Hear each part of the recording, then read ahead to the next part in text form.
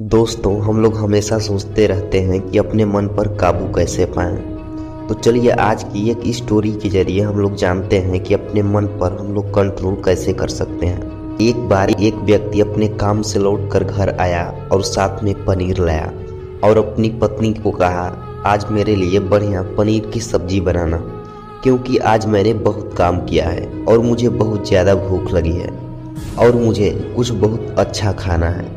उसकी पत्नी कमरे से बाहर आई और पनीर लिया और कहा, बिल्कुल आप हाथ पैर धोकर तैयार हो जाइए, मैं आपके लिए बहुत ही स्वादिष्ट खाना बनाती हूँ। वो व्यक्ति फ्रेश हो गया और टीवी देखने लगा और इंतज़ार करने लगा सब्जी बनने का, ताकि वो खा सके।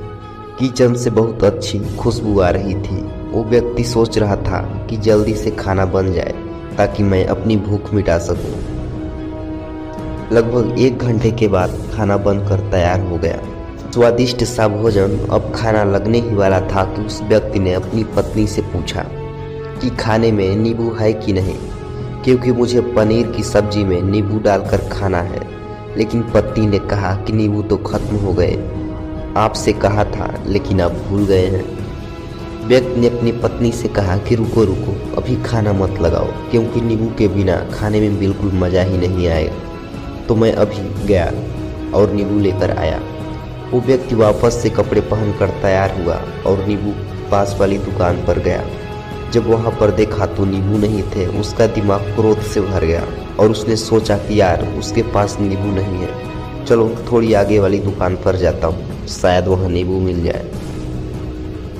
वो थोड़ा और आगे गया, लेकिन वहाँ पर भी नींबू नहीं मिले। अब उसने सोचा कि दूर की सब्जी मंडी चला जाता हूँ, वहाँ से नींबू लेकर आऊँगा, क्योंकि नींबू के बिना सब्जी में मज़ा ही नहीं आएगा। करीबन आधे घंटे के बाद वो करीब सब्जी मंडी में पहुँचा। वहाँ पर उसे नींबू मिल गया और वो बहुत खुश हुआ कि चलो नींबू मिल गया और अब मैं घर जाऊँगा और सब्जी में नींबू डालकर अच्छे से सब्जी खाऊँगा। अब वह खुशी खुशी नींबू लेकर घर आया और अपनी पत्नी से कहा कि जल्दी से सब्जी गर्म कर दो, रोटी गर्म कर दो और नींबू काट दो, ताकि मैं अच्छे से खाना खा सकूं। अब उसकी थाली लगाई गई, सब्जी परोसी गई और नींबू रखी गई। उसकी पत्नी सामने ही बैठी थी और वो व्यक्ति थोड़ी देर के लिए कुछ सोच में पड़ गया। उसके बाद उसने नींबू की प्लेट उठाई और दरवाजे से बाहर की ओर फेंक दी और जोर जोर से चिल्लाने लगा, मैं जीत गया, मैं जीत गया। पत्नी ये देखकर घबरा गई कि कहीं ये पागल तो नहीं हो गए, इन्होंने सारे के सारे नींबू दरवाजे से बाहर की ओर फेंक दिए। उसकी पत्नी ने उस व्यक्ति पर चिल्लाया और कहा कि आप पागल हो गए हैं, अभी तो इतनी देर तक नींबू के बारे में पूछ रहे थे, अभी जब नींबू घर पे ले आए और खाने बैठ गए तो आप इन नींबुओं को दरवाजे से बाहर फेंक दिया और अब चिल्ला रहे हो कि मैं जीत गया, मैं जीत गया। पत्नी पूछी, आप किस चीज़ में जीतते हुए हैं और हुआ क्या है? अब व्यक्ति खुशी खुशी बैठ गया और अपनी पत्नी से कहा कि आप भी बैठो, इत्मीनान रखो, बताता हूँ क्या हुआ।